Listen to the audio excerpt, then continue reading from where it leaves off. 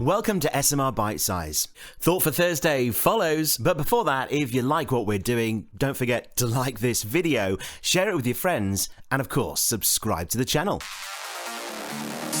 Well, here at SMR, we take our victories wherever we can find them, and one came our way today. As you'll no doubt already know, the Court of Appeal has overturned a previous High Court ruling to further scupper Suella Braverman's sick dream of deporting already vulnerable people to an unsafe country. That's right, unsafe. Take a listen.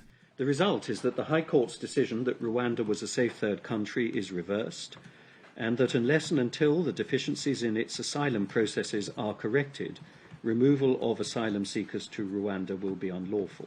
And it didn't take long for LBC's James O'Brien to have his say.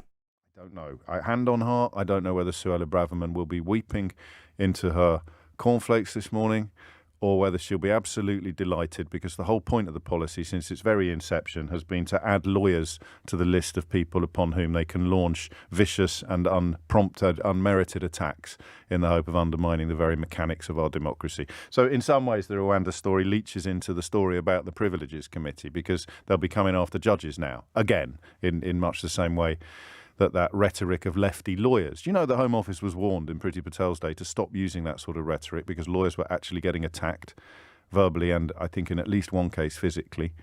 Do you think they paid the blindest bit of attention to those pleas from, I think it was the Bar Council or the Law Society, or quite possibly both? Of course not.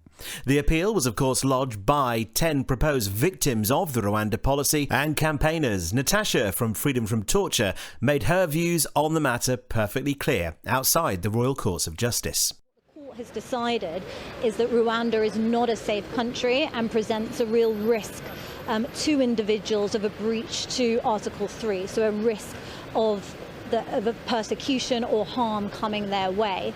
So we're very pleased with the result today, because a number of organisations and parliamentarians and faith leaders and the UNHCR refugee body have all said for many months now that this is an immoral scheme and should never have happened, and that Rwanda was not safe. But there's a fundamental problem with Suella Braverman's dream that wasn't even addressed today. If, as she claims, Rwanda is indeed a safe country where asylum seekers can rebuild their lives in a glorious land of opportunity, then how can it simultaneously be a deterrent to seek asylum in the first place? The UK has already spent £140 million on this failed project, while only this week it was revealed that each person Braverman wants to traffic to Rwanda like cattle would cost us an additional £169,000. Yeah, each. And lastly, on this point, there's the small matter of how all this projects us, Great Britain, as a discompassionate, hostile country on the world stage. So, as you've heard, everyone agrees this was the right decision.